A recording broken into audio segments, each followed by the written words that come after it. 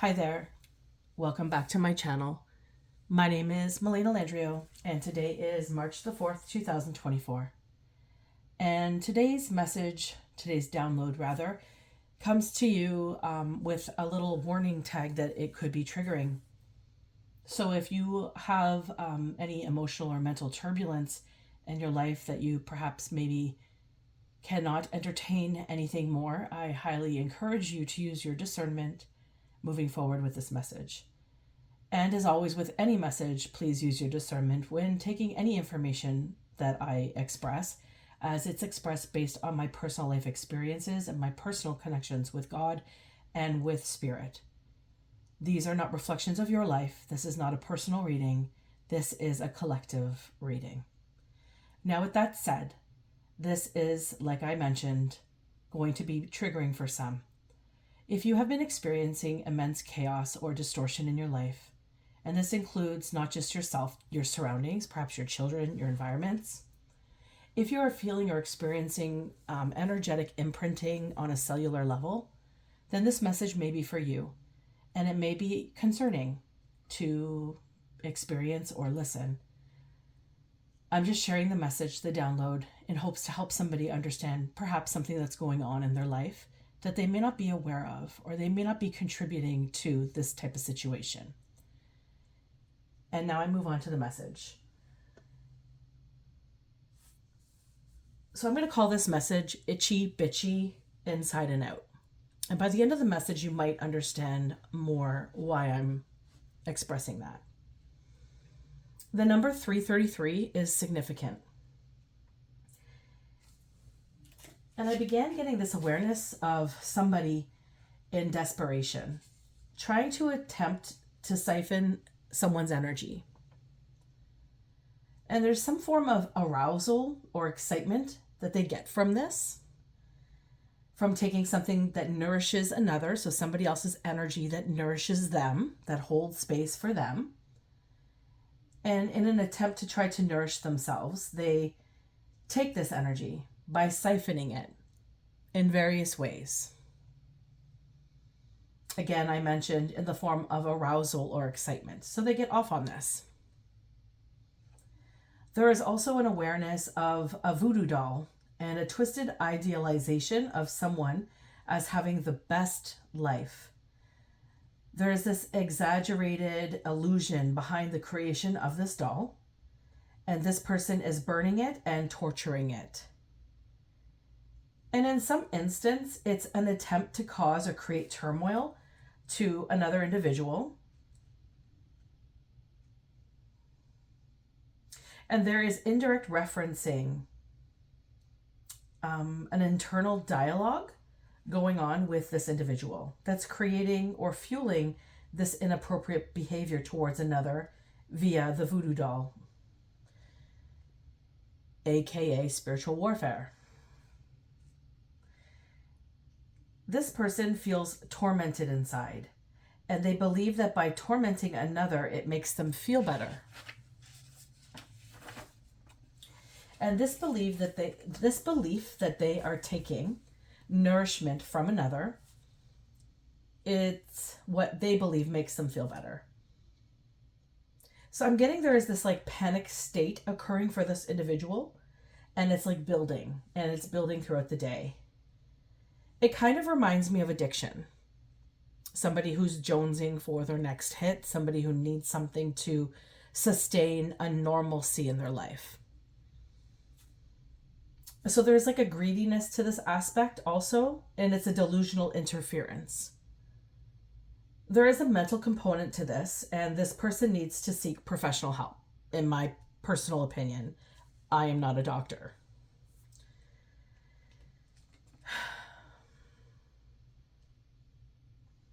And this mental component that I'm observing is very distorted. I'm seeing someone who is also picking at their face, and it could they could have picked their face so much so that they have pieces missing from their skin or scarring that's obvious at this point. And they're picking at scabs. They're just picking. And I get the sense that there is this trauma bonded trauma. And that is essentially a connection between an abusive person and the individual that they're abusing. There is an addiction attachment created by repetitive actions, either physically or emotionally, that traumatizes or re-traumatizes. And then they are rewarded with positive reinforcement. This type of an experience mentally needs professional help. They have this like nervous twitch, picking chunks out of their skin. And they're also not eating well. In an attempt to change the structure of it, in an attempt to feel better or to look better, there is this component where they hate themselves, and it's aggressive. It's an aggressive hating of themselves. And they think that by taking from another or pulling from another or pushing onto another will remove this dirty, explosive feeling inside of them. Neglect is extremely significant.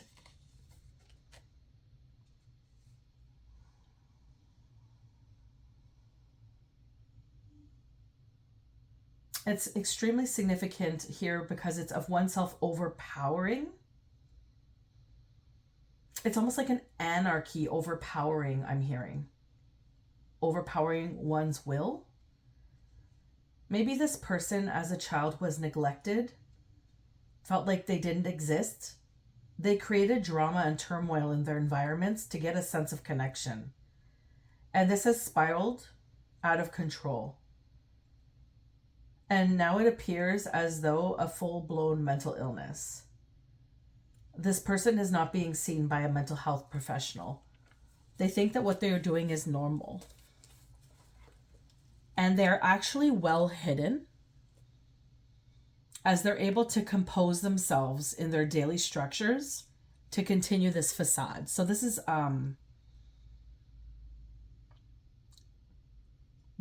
a livable addiction that they're experiencing.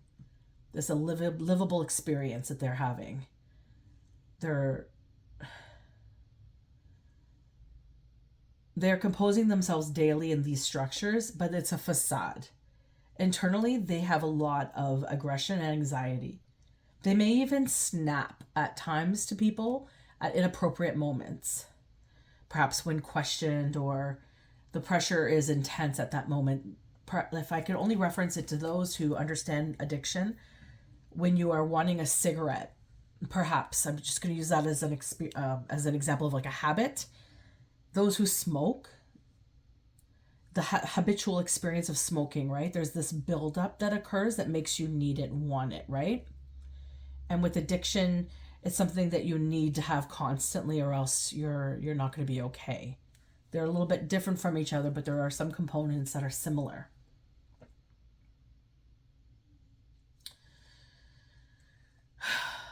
And so behind closed doors, this is they explode. This is how they act. And they will likely ignore their entire family to engage these types of behaviors. The numbers 6, 11, and 5 are significant.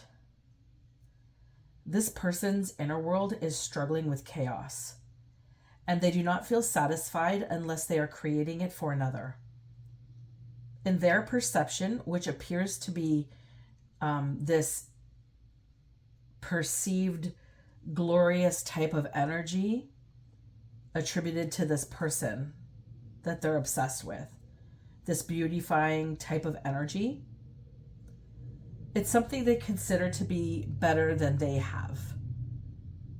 And there is this distorted element to their thought process and perception.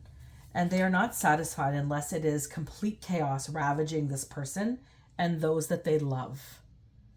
It's almost like they are deciding if they can live or what they do, or like have a total control through chaos manipulation over this individual. They're preying upon another is relevant for this circumstance. This is very relevant. So the word praying is very relevant. Praying, not praying to God, praying on somebody. Prey. So this is the download I received today, which was a little bit disturbing.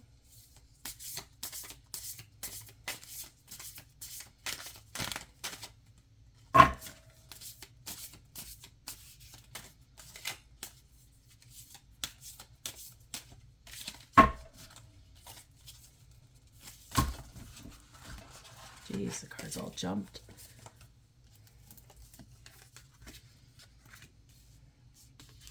We'll check these out. So they're in a 5 of Swords and they're in delusions. They got the moon challenging them. This person's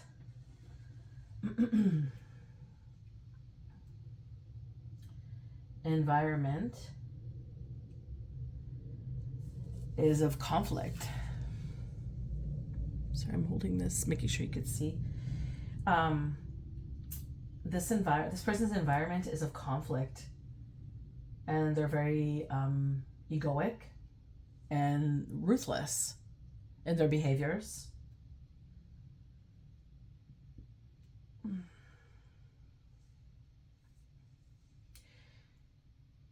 They're short-sighted and vengeful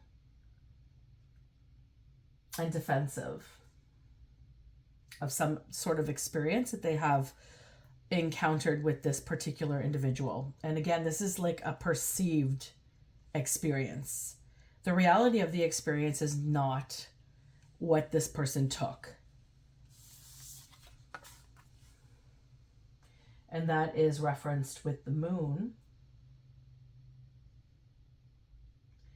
As the moon is an unconscious experience, this indicates to me that their challenge right now is their mental health, as it's an unconscious situation.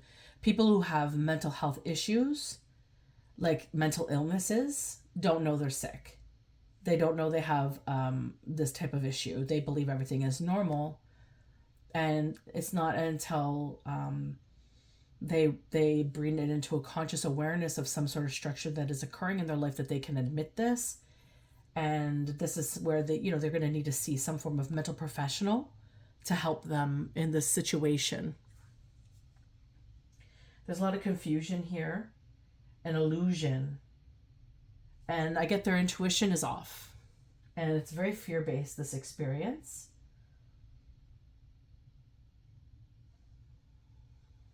So this person is also challenged with some behaviors that are they're sensitive. Like I said, there was outbursts occurring for this person. They're moody. And they're also an escapist, hiding in this type of behavior, hiding in some form of emotions that they were experiencing that has now created some form of behavior that's really starting to affect them on a very physical and obvious level. So they may be hiding behind closed doors at this present moment. But if this does not get dealt with by a professional, and this type of behavior, it's been created through repetitive nature. This is something that can be broken, but it needs some professional help to help break it, depending on the delusional aspect of it and where they are with their mental psychosis. So this is what I'm understanding here with these two cards crossing each other as the circumstance at hand and the challenge.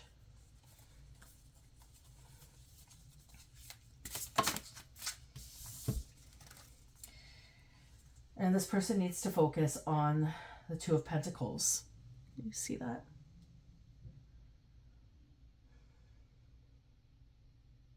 Which is balance. It's an adaptability, becoming more adaptable in their environments, seeking help for a change to occur.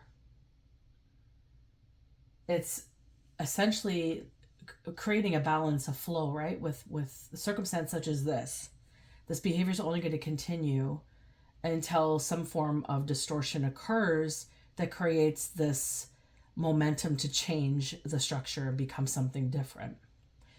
And you pray and you hope this stays, doesn't get any further than what this is, because this is extremely disturbing behavior. There's a voodoo doll and there's an obsessiveness about somebody in particular where they're siphoning energy. So this is like a spiritual type of experience. It seems to be the main theme of the reads that I've been getting. Some sort of spiritual undertone, spiritual warfare experience. So it's like it appears to me like there's like this like spiritual level, like something in the spirit and coming into the 3D, but this is now in the 3D and it needs to be created into something to change the circumstance of the structure into something more positive for all parties involved. Because this person is suffering in this type of behavior. This is something that's been constructed since they were a child, likely since they were a child, I understood, as a neglectful environment, a neglected child looking for attention and creating the attention that they needed, which wasn't necessarily reprimanded. So it was creating distortion or illusions for other people, and then watching them suffer and getting some sort of sick, twisted sense of pleasure or excitement out of it. That's what I'm getting from this circumstance. And this is now like years, decades later, this person is now an adult and they are creating this type of circumstance on a whole new level. It's like they should know better, but this is all they know. And so balance needs to come into play, and that is a challenge for them.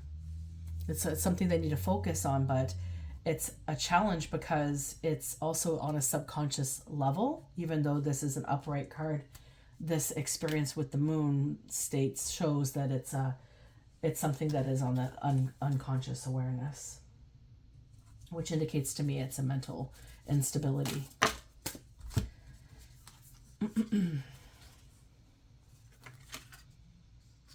And we have a 10 of Wands in the past. And a 10 of Wands indicates a lot of responsibility, a lot of overextending oneself. Kind of, I feel like they're pushing their needs off to create an atmosphere that is just more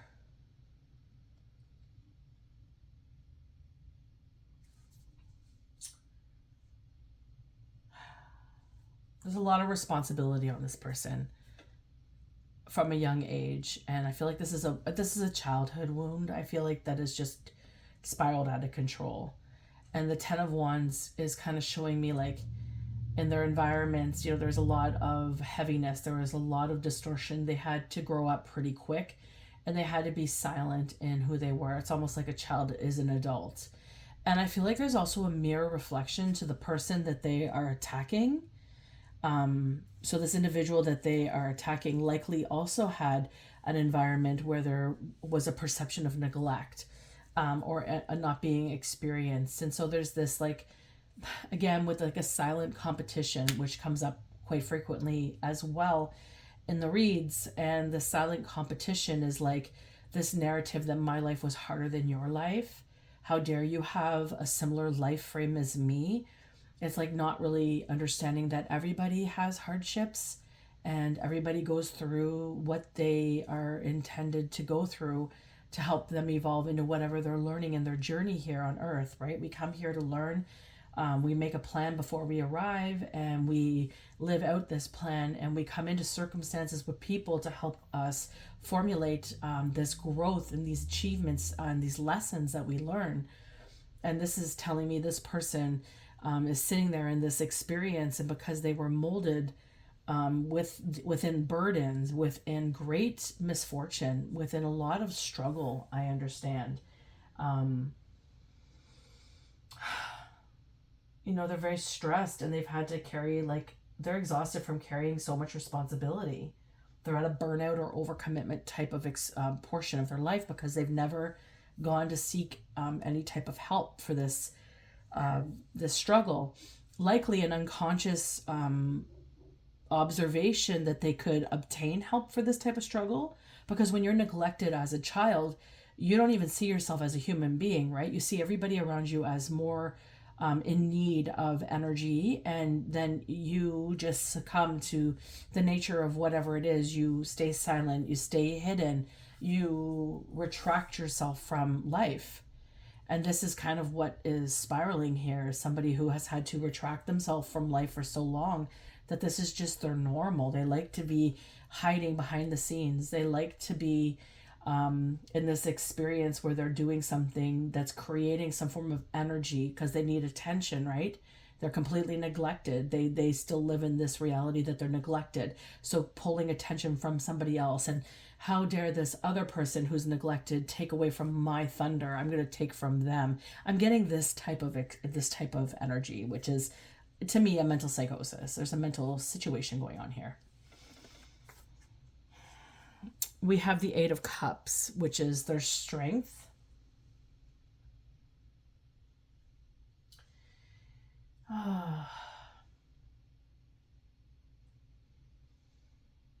And it's essentially like retreating, right? It's there's this dissatisfaction, this letting go and leaving. So there's like a disconnection portion that occurs. They disconnect when things get heavy, when they can't handle anymore. They will disconnect themselves and hide. And this is where they have this strength from, where they're able to pull from, because I'm going to gather that their life wasn't very pleasant when they were young. And there's this undertone of exhaustion that's, creating this space where they feel safe, where they're hiding and they're retreating themselves, seeking some form of probably a spiritual type of level of introspect, contemplation, but also a non-committal experience, because they're discontent in the reality that is, which is that they don't believe that they exist. So there's like this kind of weird component that becomes their strength, but it's in secrecy. And that's what I'm getting from the Eight of Cups.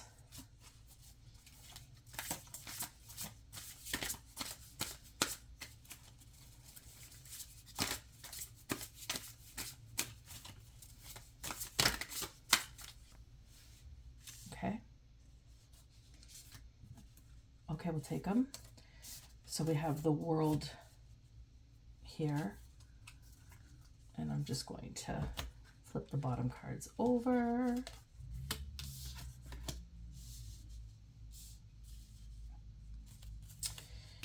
So we have the World in their future.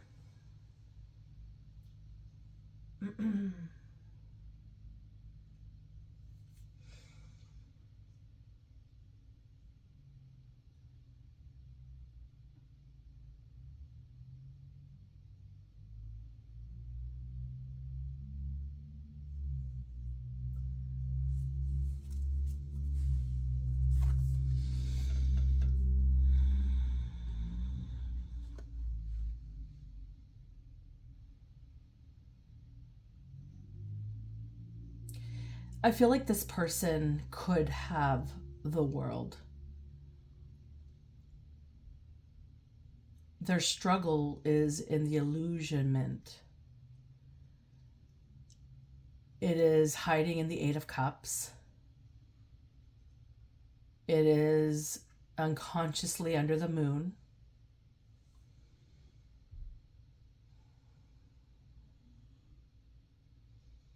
It's like this illusional space where there's a form of completion and wholeness in one realm of their experience.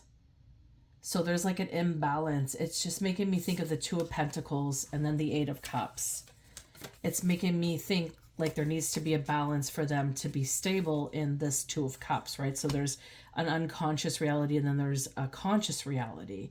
So in the conscious reality of everything that they're experiencing or they have experienced, if they can obtain the help that they need, they can fulfill a reality where they have the world, they have it all together, they have completion, they have fulfilled something, and they have gone through a lesson. This is like a big life lesson that they're struggling with right now, and it's really spiraled, and it's really spiraled to the forefront as a situation, and it needs to be addressed. And then the Eight of Cups is where they toy with the situation because it keeps them safe and hidden in this dynamic where they dive into themselves and they can fill their cup up, if only half full, to kind of gain some form of energetic connection. But then it's this conscious reality where they're living with neglect. So the needs aren't being met on the mental, on the physical, on the emotional, and even the spiritual levels, not fully, not completely. So this opportunity to obtain the world could be their future if they could seek the help that they need. We have a King of Swords here, which is the advice of spirit of the ancestors, which is becoming logic and truthful in the ethics and the authority that you're obtaining when you commence such actions, right? It's always coming into the truth, it appears, when it comes to spirit, right? It's owning your behaviors and owning what's really occurring, even if the reality doesn't make sense to you, or you feel like you are like avenging your character because of such a situation. There's still a dynamic where there has to be a component where you can see what's happening, and you might feel like you're okay in this aggression towards another, but really the reality is you really don't know this other person. We like to think we know the people in our lives, but we really don't know anybody. We know ourselves and ourselves only. We could be there as an extension towards somebody, to be there to help them through their circumstances, to listen to them, to share with them, to connect, have connective abilities with them. But as far as understanding them fully and completely in their whole dynamic of who they are as a soul, as a being on this earth, you know nothing of another. And this is the King of Swords coming out. It's a wise ruler and with a sharp intellect. So it's telling me this person has the capabilities of connecting consciously to a reality of understanding what's right from wrong. And there's like this discord here, like, is really lighting up or torturing a voodoo doll in someone's name to siphon energy a right thing to do? Like, is it really fulfilling you? Is it really doing it? Or is it just like a little bit of fulfillment? Like, could you find maybe a step forward into obtaining some form of structure to extend into, like, to ask for connection? Because this person's not asking for connection, yet I feel like they seek it the most. And they're seeking it in a really hidden and disturbing dynamic. And Spirit's saying, there's logic, there's fairness, there's truth, and there's authority. There's authority here. And you have the authority to choose in your life your circumstances. And it's very clear what this person's continuing to perpetuate.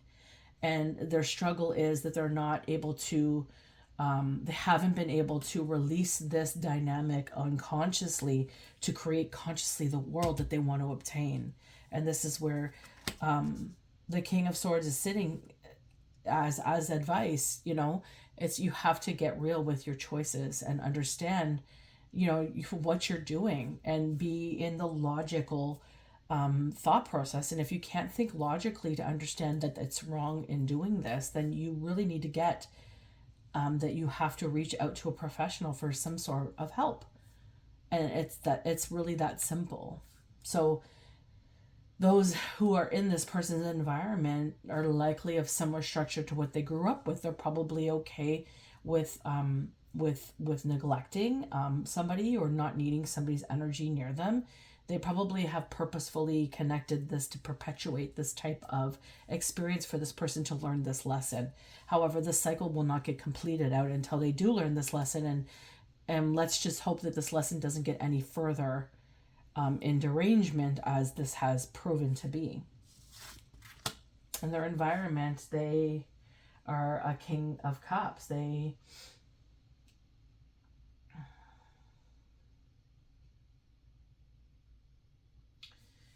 There's, again, like this, this as, let me just get my book here.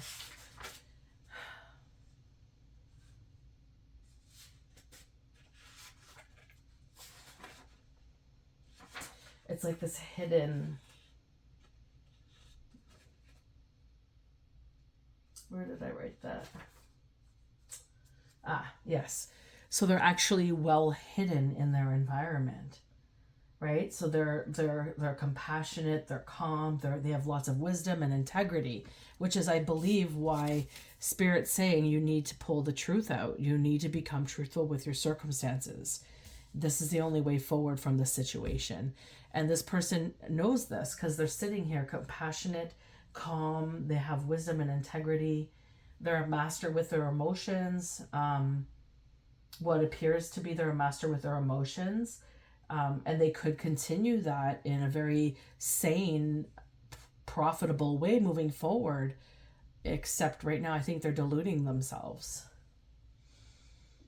If I were to look at the flip side of this in like what this illusionment is, because whenever I see the moon, I always wonder the flip side of it, right? Which would be the reverse, which is like it's someone who's repressing their emotions, but they're able to place on a show, like a facade for those around them to believe that they're innocent or they're okay. So they're lying. They have a construct of wearing a mask and lying about what's really going on because this is how they had to deal with their life as a neglected child.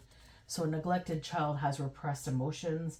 They're likely detached. They have numbness. Emotional manipulation has likely occurred. They are likely a master at manipulating emotions. Projected emotions as well. They're probably moody and have emotional control because they've been taught to be quiet. They've been taught to do certain things they were not allowed to express. And so this is where I'm going to leave it because this person's environment, I believe, is actually like this. Although they are coming out as a King of Cups, I think this is more we're in the mask of the circumstance. It's the hidden. It's what is not being seen behind the closed doors that is of significance here. And they're terrified of the Four of Pentacles. They have a fear or hope for a Four of Pentacles, which is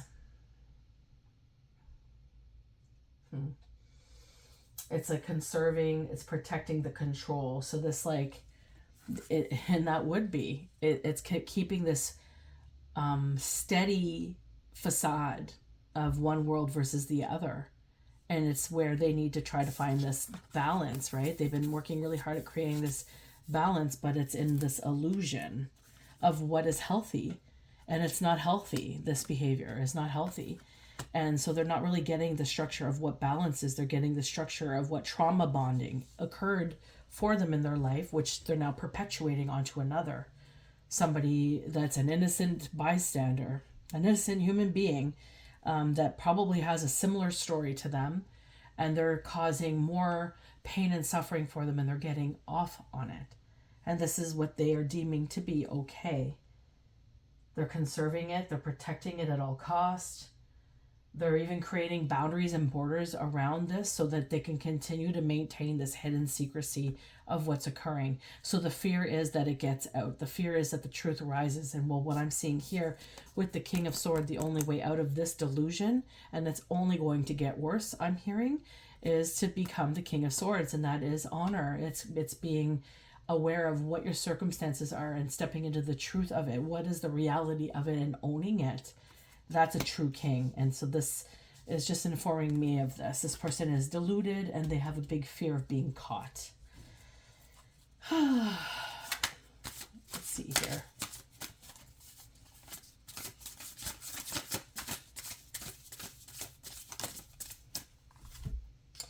two cards. So we have the Seven of Wands at the top, which is the outcome, the potential outcome. So this is where it's heading. We also have it crossed with the Three of Cups. So the Seven of Wands is fighting. It's coming through protecting its advocacy. It's fighting for the courage. It's fighting for the conviction. It's standing up for your beliefs. So the outcome is to continue this, standing up for it, that it's okay. This could be also flip side.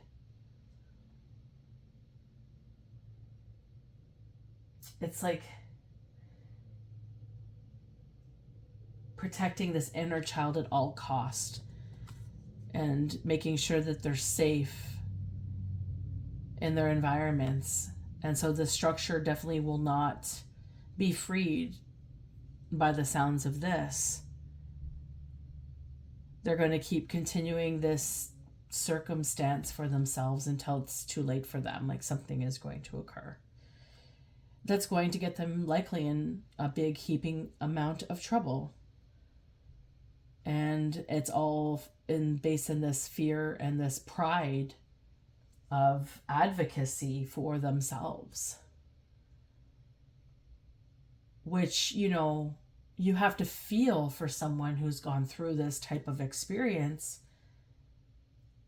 You know, it's hard not being seen, heard, experienced, acknowledged by those that you love.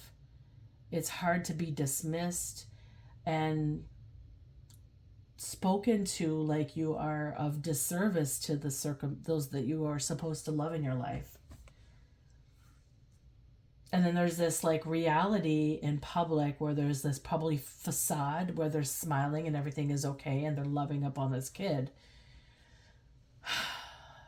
And so fighting for his own advocacy or their own advocacy, I can understand and appreciate that. However, this circumstance is not, it's based on illusions of trauma bonding experiences from their childhood that they never reflected upon. They never considered, they just tucked it away as a reality and they just learned to deal with it. They learned to be okay with these environments. They're likely in an environment where connection is likely a high source of their income, and they're probably not able to feel or sense love or give love and express it in a natural, normal way. And they likely hide in this environment very well because it kind of holds space for them as somebody who's been wounded, and it also likely connects with others who are likely attracting to this environment. There's all these little spaces of disservice.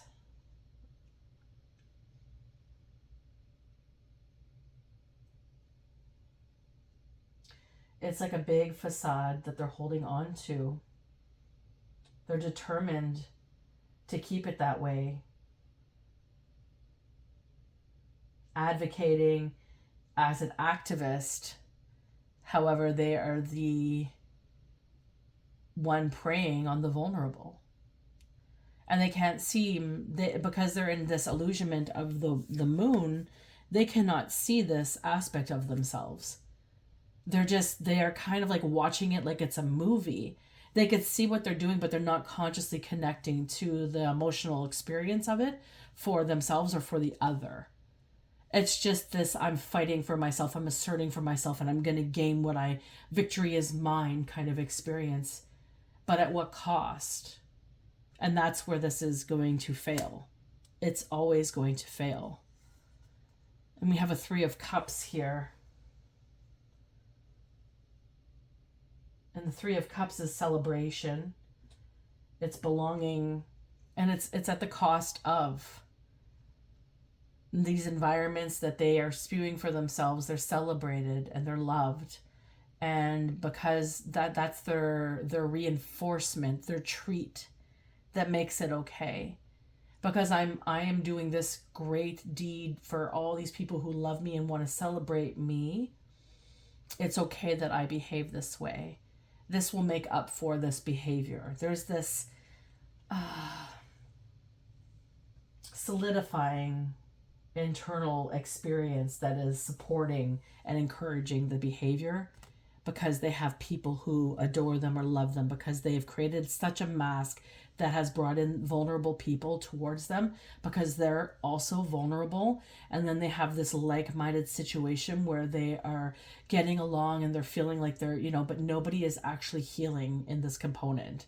Nobody is reflecting on their behaviors. This person is definitely eluding a group, a family, a unit, an environment of people, because that's where they're preying. They're definitely hidden in public forum, and they're celebrated in this delusionment.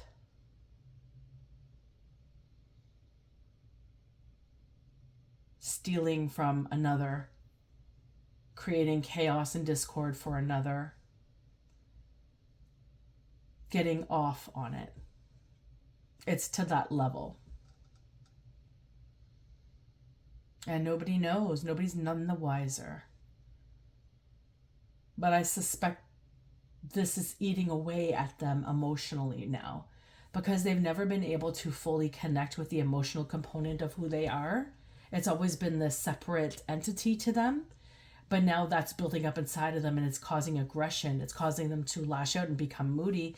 They're picking their skin. They're probably showing forms of shift or change in their usual persona. And it's not going to be long before this victim is vindicated. I think that's the right word. Let me look that up. Vindicated.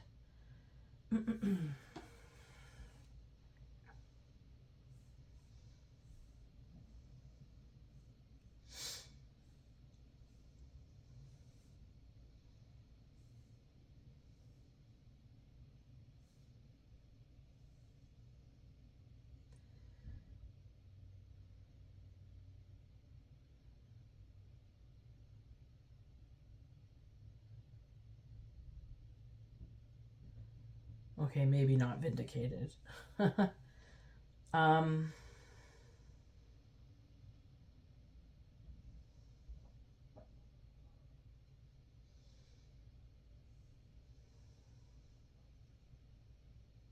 is the wrong word. This victim that they are attaching to in a chaotic state will receive solace, healing, with the removal of said energy. If this person could only receive the help that they need to look past this severe experience of their life and start to heal the trauma that lies within them. And again, I'm not a mental professional. I'm not a doctor in any way, shape, or form. But I do know the signs of mental illness because I grew up in a family where my father was diagnosed with paranoid schizophrenia. And I'm also an addictions, a certified addictions accredited worker. So I know, a lot of these warning signs and these, I've studied this my whole life. I've lived it.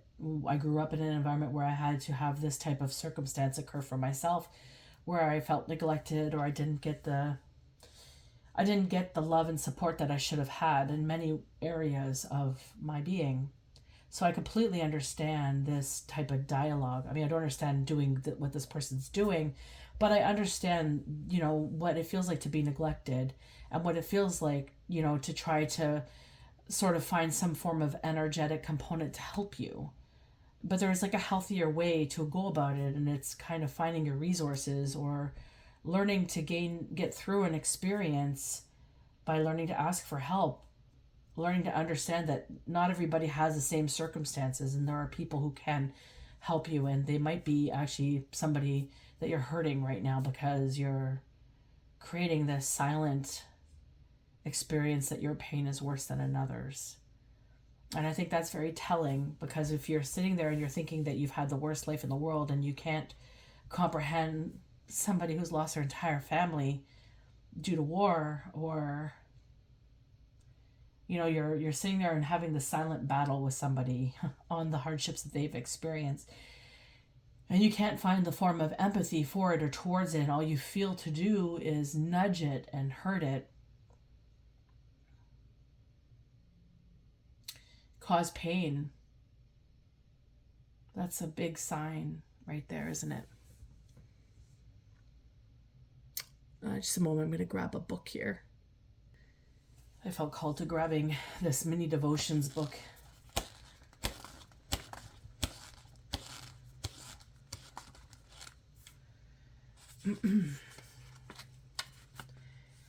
And it's Peace in the Storm.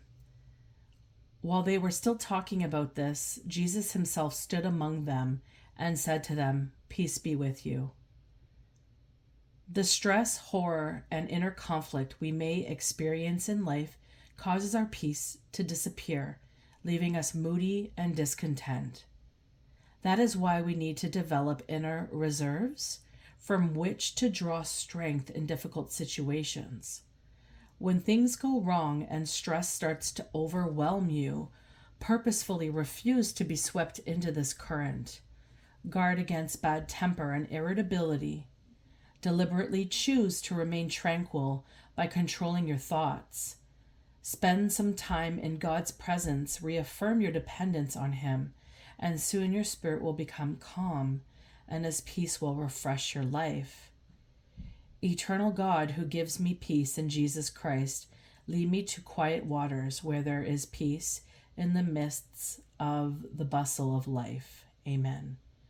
Now, again, this is somebody who has a mental situation going on where they are going to need to seek psychiatric help. They need to seek some therapy. They need to seek something to help them from a professional standpoint. But I think praying to God would be also a nice addition to help them. And this is the message. I hope this message met you well. I hope that you are able to attain some form of understanding of perhaps what you've been enduring or going through. And if this resonated with you, please feel free to like or comment. Please feel free to subscribe to me if my content resonates with you in any way, shape, or form. I really appreciate it. And until next time, many blessings. Take care.